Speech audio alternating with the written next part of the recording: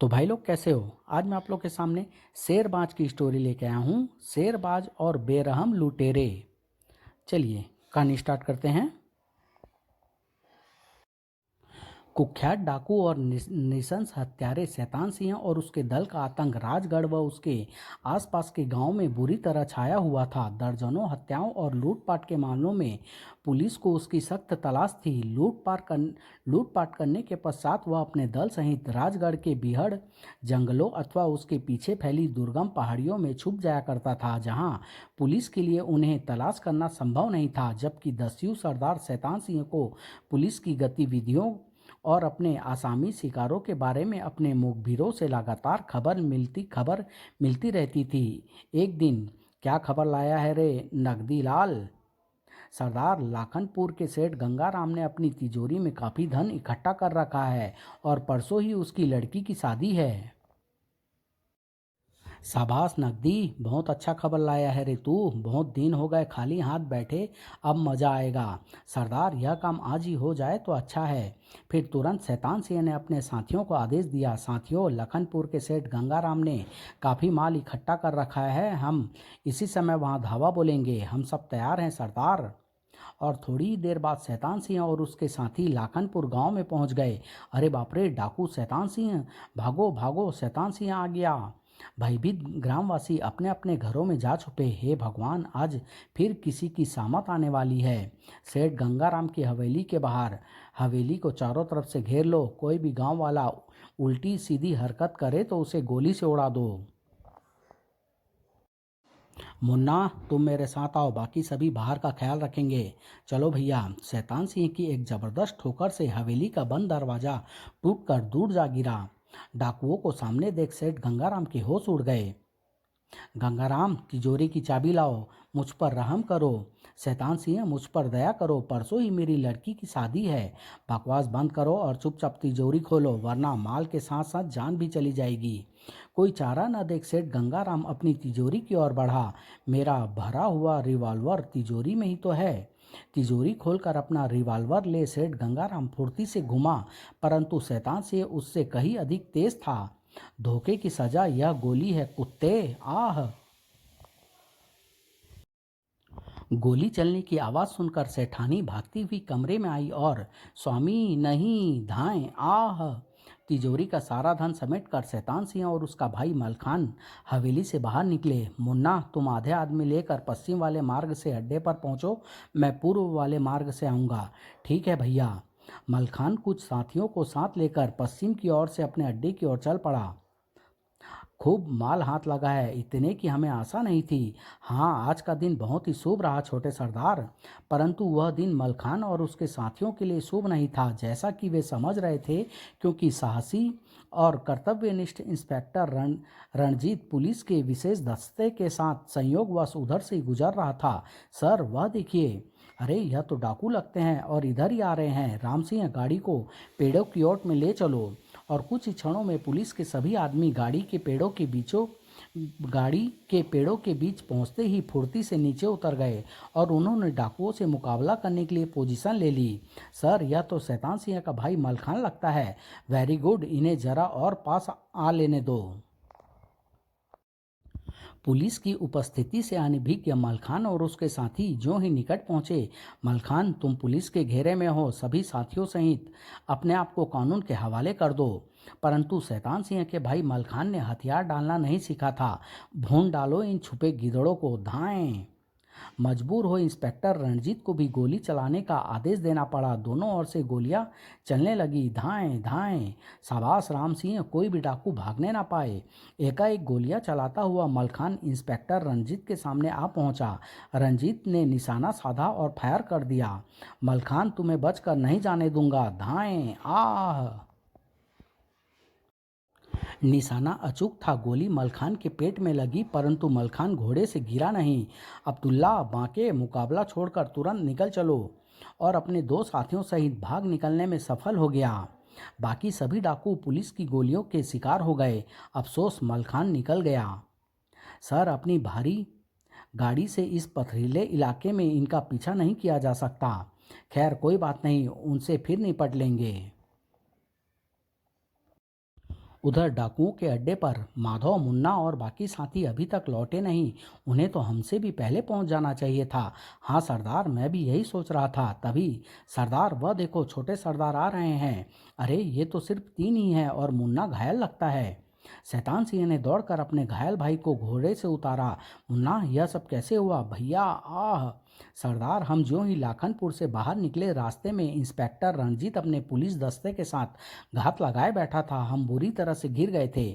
बड़ी मुश्किल से हम तीनों बच कर आ पाए हैं और हमारे बाकी सभी साथी मारे गए। अपने साथियों के मारे जाने की खबर सुनकर शैतान सिंह क्रोध से पागल हो उठा। मैं उस कुत्ते पुलिस इंस्पेक्टर रणजीत को अब जिंदा नहीं छोड़ूंगा।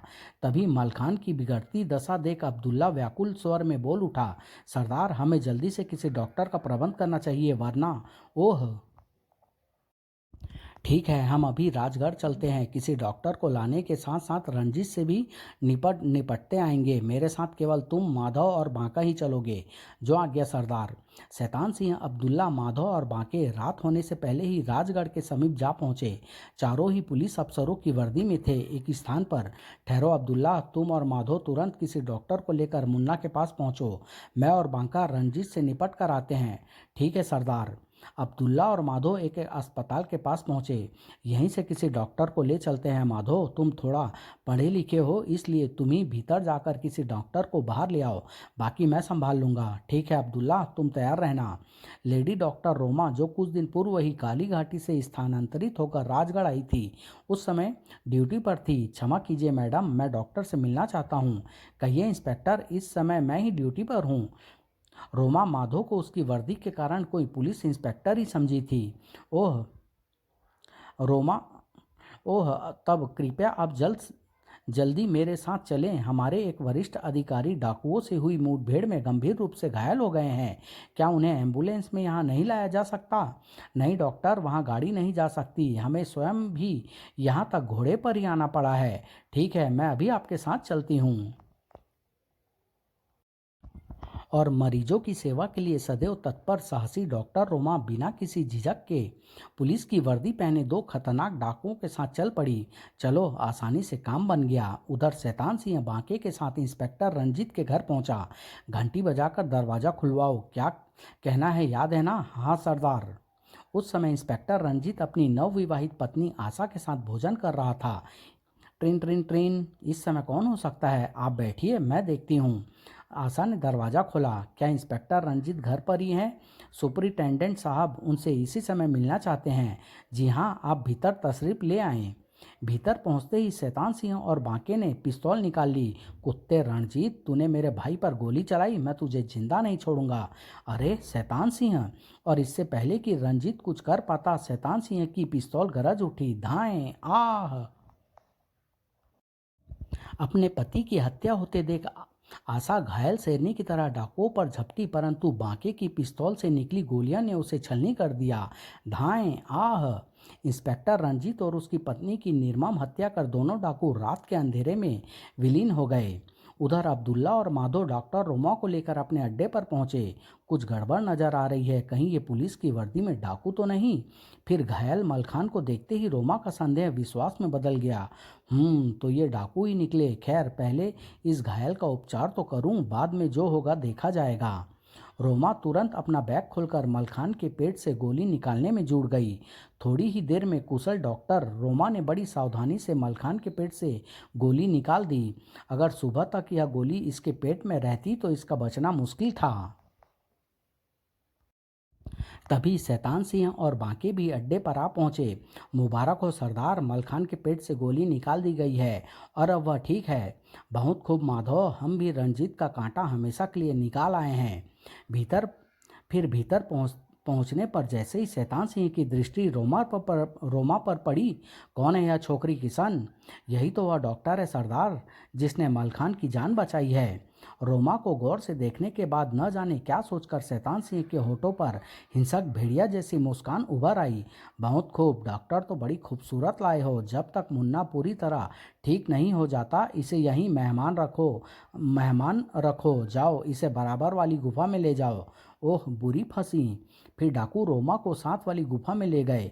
दस्यु सरदार के विचार अच्छे नहीं मालूम पड़ते। जैसे भी हो मुझे यहाँ से भाग निकलना होगा। आधी रात को लगता है इस समय सभी सो रहे हैं। मुझे यहाँ से निकल भागना चाहिए। जैसे ही दबे पांव वह गुफा से बाहर निकली, एक बंदूक की ठंडी नाल उसकी कनपट्टी से आ लगी। ओह, सरदार की आज्ञा के बिना यहाँ से कोई बाहर नहीं जा सकता। चुपचाप भीतर चली जाओ, फिर ऐसी गलती न करना। इंस्पेक्टर रंजीत और उसकी पत्नी आशा की निर्मम हत्या के समाचार ने दूसरे दिन पूरे देश में खलबली मचा दी। पुलिस कमिश्नर गजराज सिंह, जो आशा के पिता भी थे, ने तुरंत उच्च पुलिस अधिकारियों की एक बैठक बुलवाई। इसमें कोई शक नहीं है कि यह जघन्य कार्य डाकू शैतान सिंह ने ही किया है, क्योंकि कल ही उसके 5 साथी रंजीत से हुई मुठभेड़ में मारे गए थे। आप राजगढ़ के आसपास के तमाम इलाकों का चप्पा चप्पा छान मारे। ठीक है सर। इंस्पेक्टर रंजीत की हत्या की खबर देश के कोने कोने में फैल रही थी। अपने निवास स्थल पक्षी विहार पर शेरबाज ने भी यह खबर सुनी। कल रात राजगढ़ में पुलिस इंस्पेक्टर रंजीत और उसकी पत्नी की उनके निवास स्थल पर हत्या कर दी गई। क्या? डाकू शैतान सिंह को जिंदा या मुर्दा पेश करने वाले को 50,000 रुपये सरकार की ओर से नगद इनाम में दिए जाएंगे। पुलिस को इस बात का भी संदेह है कि कल रात ही राजगढ़ से जिस डॉक्टर रोमा का अपहरण किया गया है, उसमें भी डाकू शैतान सिंह का ही हाथ है। पुलिस पूरी सरगर्मी से डाकुओं की खोज कर रही है। ओह शेरबाज, क्या मिस्टर रंजीत वही तो नहीं जिसके विवाह में तुम 2 माह पूर्व ही गए थे और जो तुम्हारा गहरा मित्र भी था? हाँ दिलावर, रणजीत ने मुझे उस डाकू के बारे में बताया भी था। अब मुझे तुरंत राजगढ़ जाना होगा। और शेरबाज अगली ही उड़ान से विमान द्वारा राजगढ़ के लिए रवाना हो गया। कुछ घंटे पश्चात वह राजगढ़ पहुंच गया। ड्राइवर, पुलिस कमिश्नर के यहाँ चलो। कुछ ही समय पश्चात शेरबाज पुलिस कमिश्नर गजराज सिंह के सामने था। पुलिस कमिश्नर ने सारी घटनाओं के बारे में उसे विस्तार पूर्वक बताया। पुलिस पूरी सरगर्मी से शैतान सिंह की खोज कर रही है। मुझे अपने अभिन्न मित्र रंजीत और अपनी मुंह बोली बहन आशा की मौत का बहुत दुख है। मैं उनके हत्यारों से अपने ढंग से निपटूंगा। मैं अभी शैतान सिंह की तलाश में निकलता हूँ। ठीक है बेटे, मैं तुम्हारी हर तरह से सहायता करूंगा। फिर पुलिस कमिश्नर ने शेरबाज को उस इलाके और डाकुओं के बारे में पूरी जानकारी देकर अंत में कहा, यह दिशा सूचक ट्रांसमीटर तुम अपने पास रखो। जरूरत पड़ने पर हम इसकी मदद से तुम तक पहुंच सकते हैं। धन्यवाद अंकल। और थोड़ी देर बाद शेरबाज ने एक छटे हुए गुंडे का रूप धारण कर लिया। अंकल के कथानुसार अपहरित डॉक्टर रोमा वही लड़की है जो मुझे एक बार काली घाटी में मिली थी। अब तो मुझे जल्द से जल्द उन डाकुओं के अड्डे का पता लगाना होगा। फिर शेरबाज डाकुओं की खोज में निकल पड़ा। पहले मुझे इस इलाके के शराब के ठेकों पर चलना चाहिए। डाकू शराब का इस्तेमाल तो जरूर करते होंगे। कई गांव एवं कस्बों के शराब खानों का चक्कर लगाने के पश्चात शेरबाज एक दिन खानपुर गांव पहुंचा, जो राजगढ़ के बीहड़ों से एकदम सटा हुआ था। ए पहलवान, कोई दारू का ठेका है आसपास में? वो सामने ही है। बाप रे, कोई डाकू लगता है। और शेरबाज शराब के ठेके पर पहुंच गया। ये 2 स्वस्थ घोड़े किनके हो सकते हैं, पता लगाना चाहिए। घोड़े से उतर शेरबाज किसी शराबी की तरह झूमता हुआ शराब खाने में प्रविष्ट हुआ और एक कोने में जाकर बैठ गया। अबे ओ छोकरे, एक बोतल ला। बिल्कुल धूत है। एक नए किंतु बदमाश सरीखे व्यक्ति को दहाड़ते देख शराब खाने का मालिक दुर्जन भी चौंका। इस इलाके के सभी बदमाशों और डाकुओं को मैं अच्छी तरह से जानता हूँ। यह शायद बाहर से कोई नया पंछी आया है। लड़के ने तुरंत एक बोतल लाकर शेरबाज के सामने रख दी और बोला, दादा कुछ खाने के लिए लाऊं? आदमी खतरनाक लगता है। अबे भाग। शेरबाज की तेज निगाहों ने कुछ ही क्षणों में वहां मौजूद सभी व्यक्तियों का निरीक्षण कर लिया। एक कोने में बैठे 2 व्यक्ति उसकी नज़रों से छिपे नहीं रह पाए, जो बराबर उसे ही घूरे जा रहे थे। वे शैतान सिंह के साथी माधव और किशन थे। इधर शेरबाज ने अत्यधिक नशे में होने का प्रदर्शन करते हुए जानबूझकर शराब नीचे गिरानी शुरू कर दी। कभी पी तो नहीं, परंतु यहाँ तो अभिनय करना ही पड़ेगा। शेरबाज को नशे में धुत समझकर माधव और किशन भी हंसे बगैर न रह सके। क्या अंदाज है पीने का? किशन, जरा दुर्जन से पूछो तो कौन है यह चुगद? किशन दुर्जन के पास पहुंचा। दुर्जन, कौन है यह काना काना मछेल? कहीं कोई पुलिस का कुत्ता तो नहीं? अरे नहीं किशन, दुर्जन ने दुनिया देखी है, यह तो कोई भगोड़ा मुजरिम लगता है। किशन पुनः अपने साथी के पास आ गया। यह कोई नया ही पंछी है, पहली बार ही यहाँ आया है। तो फिर क्यों न सरदार के आने से पहले ही इसकी नई राइफल पर हाथ साफ कर लिया जाए।